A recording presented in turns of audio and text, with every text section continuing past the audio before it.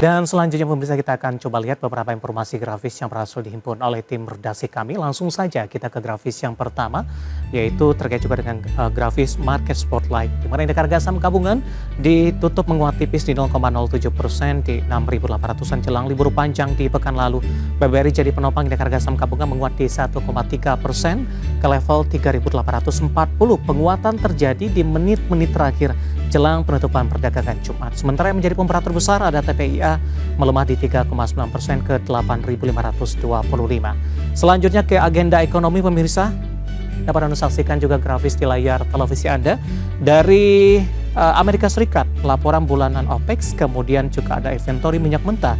Kemudian dari Eropa ada e-Coffin Meetings, kemudian dari Indonesia penjualan retail tahunan yang akan dirilis oleh Bank Indonesia pada pagi hari ini. Kemudian Jerman ada indeks harga konsumen.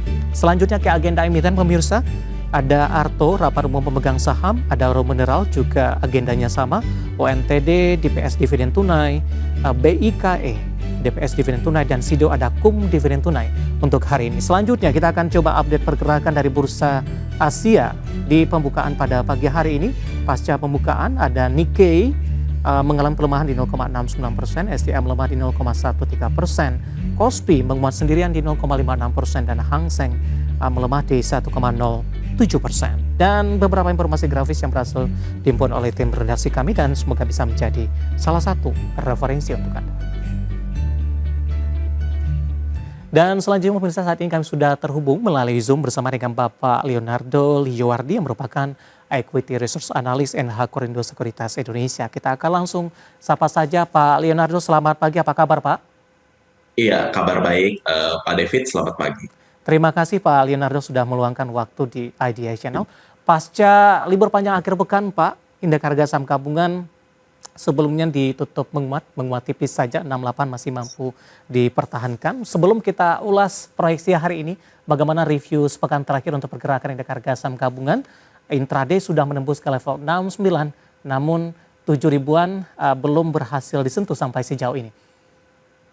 Oke, saya rasa memang angka 7.000 itu akan menjadi angka psikologis ya bagi IHSG. Di mana kalau saya lihat kalau kita berbicara dari sisi teknikal terlebih dahulu ya, Mas David, bahwa kalau saya lihat ya, angka 7.000 ini memang sangat cukup sulit ditembus, dan kalau kita lihat dalam 1 hingga 2 minggu terakhir, itu secara pergerakan candle-candle yang dibentuk oleh pergerakan IHSG itu sendiri, itu candle-nya doji dan tidak ada body yang kuat. Jadi saya rasa memang angka 7.000 itu ketika nyampe, kemungkinan akan ada koreksi terlebih dahulu, pullback yang lebih sehat seperti itu.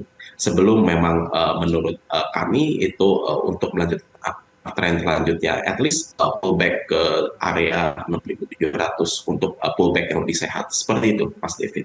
Baik, dari sisi sentimen cukup positif Pak terkait juga dengan melandainya ketegangan perang dagang Amerika Serikat dan China meskipun ditunda dalam waktu 90 hari ke depan hanya bersifat sementara. Kemudian juga data inflasi Amerika Serikat, data terbaru juga melandai. Dengan 3 hari perdagangan di pekan ini, bagaimana Anda melihat arah pergerakan indeks harga saham gabungan? Asia tadi bergerak mix dan penutupan terakhir dari bursa Amerika juga bergerak mix, Pak Leonard. Oke, kalau kita lihat memang di Amerika Serikat memang Dow dan S&P 500 dan Nasdaq itu mengalami ini ya cukup berbeda ya. Tapi karena kalau kita lihat rally dari saham teknologi itu masih cukup kuat ya seperti itu. Dan jika kita tarik ya, kalau kita memang karena memang 2 hari ini sudah libur, jadi mungkin kita bisa pakai acuan seperti indeks Indonesia di luar ya. Mungkin salah satu indeks yang kita bisa pakai itu adalah EIDO ya, MSCI ETF-nya Indonesia seperti itu. Dimana kalau kita lihat kemarin itu ditutup mengalami penguatan itu ya sebesar 0,78%. Oleh karena itu saya mungkin masih optimis ya, at least bisa ke reach level 7.000. Namun selanjutnya jika tidak berhasil bertahan di 7.000, itu akan mengalami koreksi ya. Dan kalau kita lihat memang sentimen pasca meredanya perang tarif ini setelah terjadi negosiasi, saya rasa memang ekspektasi dunia itu saya rasa memang at least tidak terjadi perlambatan ekonomi. Walaupun kalau kita lihat sebenarnya secara kita berbicara dari sisi domestik makro, memang saat ini yang menjadi concern adalah perlambatan pertumbuhan PDB Indonesia. Seperti itu, Mas Devi. Baik, tapi bagaimana Anda melihat dampak terhadap indeks harga saham gabungan, kesepakatan terbaru antara Amerika Serikat dan China. Apakah ini hanya akan berlangsung jangka pendek saja, Pak? 90 hari ke depan untuk posisi dari penundaan, sementara secara struktural beberapa dari tarif yang nilainya 10%, kemudian ada beberapa persen lainnya tetap ditegaskan akan tetap dijalankan oleh Amerika Serikat. Oke, kalau kita berbicara untuk Indonesia sendiri, Mas David, menurut pendapat saya mungkin karena kita bisa melihat respon dari dunia itu bahwa kita bisa lihat regional lain selain Amerika Serikat, Eropa mengalami inflow yang cukup kuat. Saya rasa begitu pula dengan Asia, dan saya rasa walaupun terlepas memang perang tarif ini sudah mulai melunak, dan saya rasa mungkin Indonesia mungkin masih bisa mendapat inflow ya, saya rasa dikarenakan memang secara valuasi kalau kita bicara memang Big Bang saat ini sudah semenjak adanya perang Trump itu kita sudah lama tidak mendapatkan Big Bangs. Itu kalau kita ambil rata-rata 1 atau hingga 3 tahun terakhir minus 2 standar deviasi, sudah level PBV beberapa Big Bangs itu sudah menyentuh secara level itu ya. Jadi secara valuasi memang cukup terdiskon, dan saya rasa memang sebagai jika kita berbicara terhadap pergerakan IHSG, saya rasa memang perbankan saat ini valuasinya memang atraktif. Jadi itu men-trigger at least IHSG bisa positif, terlepas memang kita tahu ya, rally IHSG itu tidak hanya ditimbulkan dari rally perbankan, seperti itu menurut saya, perbankan Big Banks, namun ada juga beberapa konglomerasi lain yang memiliki bobot cukup signifikan di IHSG. Begitu, Mas David. Baik, dengan perkembangan yang ada Pak Leonard, dengan melandainya perang dagang, kemudian juga inflasi juga melandai, para investor ini berharap suku bunga acuan, bahkan Trump yang terbaru pada posisi dari hari Selasa waktu setempat juga mengingatkan kembali untuk The Fed akan menurunkan suku bunga acuan.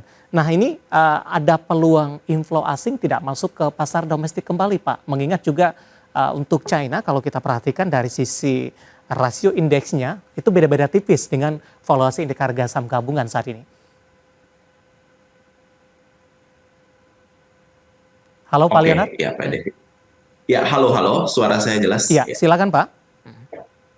Oke, jadi kalau saya rasa memang sebagian pelaku pasar itu saya rasa memang berekspektasi bahwa tindakan cowboy yang dilakukan oleh Donald Trump ya memicu perang dagang ini memang untuk memicu The Fed itu untuk menurunkan suku bunga. Saya rasa seperti itu, terlepas memang kalau kita lihat yang namanya bank sentral itu secara fungsi memang mereka harus menjadi lembaga yang independen seperti itu dan tidak boleh dipengaruhi oleh politik. Namun saya rasa memang aksinya Trump ini memang nampaknya memang dia sangat ingin sekali memicu untuk terjadinya penurunan suku bunga. Dan untuk melihat perkembangan itu kita juga harus memantau data ekonomi Amerika Serikat begitu sendiri.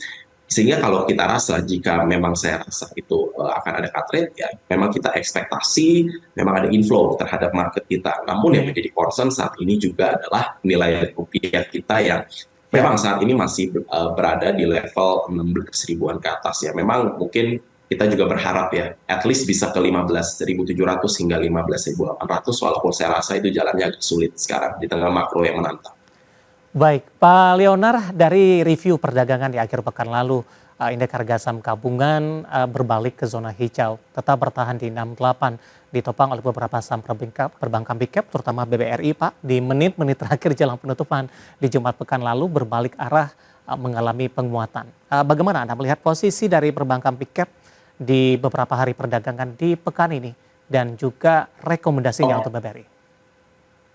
Oke, kalau untuk perbankan saya rasa memang saat ini valuasinya cukup atraktif, Pak David. Terlebih kalau kita berbicara soal perbankan, saat ini BRI memang walaupun memang labanya kita sudah tahu ya, secara ini memang mengalami mengalami kontraksi, mengalami penurunan dikarenakan memang adanya provisi ya yang ditetapkan oleh manajemen di bulan Januari nampaknya sudah price in, di mana kalau saya lihat saat ini BRI menurut saya pribadi ini sudah menjadi value stock. Dan kalau kita tahu memang ya namanya ekonomi itu juga menjadi siklus di mana saat ini BRI sedang berusaha untuk memperbaiki kualitas aset di segmen mikro itu sendiri. Nah, itu begitu. Dan adapun kalau untuk BCA saya rasa di tengah kondisi ekonomi yang makro yang saya rasa memang cukup kurang kondusif, saya Ya, rasa BCA tetap strong dikarenakan memang kita tahu ya solid model bisnis dengan mereka memiliki cost of fund yang masih sangat rendah di Indonesia. Oleh baik. karena itu mereka punya kinerja efisien sekali seperti itu. Oke, Pak Leonard, dari data RTI yang saya pegang ini, di Hmm. pra pembukaan BBRI sudah menguat di 4,17%, sudah menembus ke level 4.000. Sudah cukup lama kita tidak mengamati BBRI di level 4.000-an, Pak, setelah mengalami tekanan yang cukup dalam hingga ke 3.500-an. Dengan Oke. pra pembukaan Hmm. menguat di 4,17% di level 4.000, bagaimana analisis teknikalnya dan juga rekomendasi untuk BBRI? Oke, kalau untuk BRI sebentar ya, sedikit saya lihat. Oke, saya rasa memang ini juga cukup shock ya, Mhm. open gap 4.000 ya. Ya, Namun saya rasa kalau untuk di caps memang jika memang Anda ingin melakukan spekulasi, mungkin selanjutnya untuk area resisten selanjutnya ini angka psikologis 4.000 sudah terlewati ya, mhm. sudah tersentuh, mungkin ada di area 4.170 hingga 4.180 kalau kita berbicara dari teknikal seperti itu. Namun perlu diwaspadai kalau untuk di cap saya rasa peluang untuk gap itu tertutup itu selalu ada buat saya karena Mhm. memang lebih liquid jadi seperti itu dan mereka juga sangat sensitif dengan makro seperti itu. Nah, seperti itu kalau dari saya. Namun jika Anda ingin mengejar mungkin untuk resisten selanjutnya di 4170 hingga 4180 seperti itu. Mas David. Namun kalau untuk dari saya pribadi, karena kebetulan saya juga cover banking, Mhm. untuk dalam 1 tahun ke depan, untuk jangka 1 tahun time frame ini, di search report untuk valuasi kami masih merekomendasikan di sisi ini masih buy, namun dengan target yang rendah di 4.300. Baik. Seperti itu, Mas. Analisis untuk BBRI di mana di posisi penguatan hari ini, pembukaan maksud saya mengalami penguatan signifikan, tadi sempat ke intraday di 4.000 dan lagi-lagi keputusan investasi tetap ada di tangan pemirsa Idea Channel. Pak Leonard, kita akan jeda terlebih dahulu, nanti kita akan update posisi pembukaan dan juga akan melihat saham-saham pilihan apa saja yang Anda rekomendasikan, dan pemirsa kami akan segera kembali sesaat lagi. Terima kasih untuk Anda yang masih bergabung bersama kami, dan sebelum kita lanjutkan perbincangan di pagi hari ini pemirsa, kita akan coba sampaikan update pergerakan indeks harga saham gabungan pasca pembukaan di sesi pertama hari ini. Di mana indeks harga saham gabungan menguat signifikan di 1,63% dan sudah kembali menembus di atas level 6.900-an, tepatnya di 6.940,59. Intraday tertinggi hari ini di 6.952, dibuka di zona hijau di 6.915,957, level terendah di 6.914. Dan pemirsa, dapat Anda saksikan di layar televisi Anda, saham-saham yang menjadi penggerak datang dari saham-saham perbankan big cap. Tadi pun juga sempat kita ulas untuk BBRI, di mana BBRI hari ini menguat di 3,66%. Sebelum atau pra pembukaan tadi, BBRI sempat menguat di atas 4% pemirsa dan sempat bergerak di level 4.000-an. BMRI juga menguat di 3,14%, BBCA menguat di 2,78%, BBNI menguat di 2,68%, sementara Astralia Nasional menguat di 1,67%. Selanjutnya saham-saham yang menjadi pemberat datang dari Antam, barang baku berbalik melemah cukup signifikan di 4,48% setelah mengalami kenaikan signifikan dalam beberapa waktu terakhir, seiring juga dengan kenaikan harga komoditas emas dan kinerja mereka yang cukup apik di kuartal pertama 2025. Telkom juga melemah di 1,92%, dari teknologi ada buka tertekan di 2,07%, harta juga posisinya melemah di 7,46%, dari properti SMRA melemah di 1,78%, emiten emas lainnya PSAB tertekan di 1,37%, dan ARCI melemah di 4,92% di level Rp348 per sahamnya pemirsa. Kemudian dari sisi sektoral ataupun juga ada beberapa Adiak Energi hari ini memimpin penguatan di 2,08%, infrastruktur menguat di 1,67%, finance hari ini di 1,47%, properti juga menguat di 1,36%. Seluruh sektoral mengalami penguatan dan menjadi penopang dari indeks harga saham gabungan di pembukaan sesi pertama pasca libur panjang akhir pekan. Beberapa informasi yang berhasil dihimpun oleh tim redaksi kami dan semoga bisa menjadi referensi untuk Anda, terutama dalam menghadapi perdagangan pasca libur panjang akhir pekan. Kita lanjutkan kembali perbincangan bersama dengan Bapak Leonardo Liwardi, Equity Research Analyst NH Korindo Sekuritas Indonesia. Pak Leonard, sebelum melihat saham-saham pilihan yang Anda rekomendasikan, bagaimana Anda melihat penguatan signifikan yang terjadi di pembukaan sesi pertama pasca libur panjang akhir pekan? Apakah ini sesuai dengan perkiraan sebelumnya, Pak Leonard? Iya, kalau kita bicara memang karena merespon dari regional lain ya, seperti Eropa dan Asia, saya rasa memang wajar. Dan kalau tadi saya sudah berbicara Edo, ya saya rasa memang market juga sesuai ekspektasi ya, di mana kalau kita lihat memang menguat, namun yang menjadi concern adalah resisten 7.000 itu. Apakah Hmm. kuat ditembus atau tidak? Karena kalau kita lihat dalam 1 hingga 2 minggu terakhir, candle yang dibentuk, kenaikannya itu doji dan tidak ada volume. Nah itu yang menjadi concern saya, Mas David, seperti itu. Baik, ketika berhasil menembus level 7.000, Pak, paling tidak hingga perdagangan di akhir pekan ini, bagaimana Anda melihat resisten selanjutnya untuk indeks harga saham gabungan? Oke, kalau untuk resisten selanjutnya mungkin secara konservatif saja angka Mhm. bulat 7.100 seperti itu ya, karena memang kita tidak bisa ekspektasi ya untuk katalis apa nih yang menjadi penguat untuk para penggerak IHSG selanjutnya seperti itu, Mas David, kalau untuk dari saya pribadi. Baik, tadi sudah kita ulas dari sisi BBRI, Pak. Coba kita ulas Mhm. beberapa perbankan big cap lainnya yang hari ini menjadi penopang. Ada BMRI, ini menguat di atas 3%, Pak. Sudah berada di level 4.900-an kembali. Analisis dan rekomendasinya untuk hari ini, BMRI. Oke.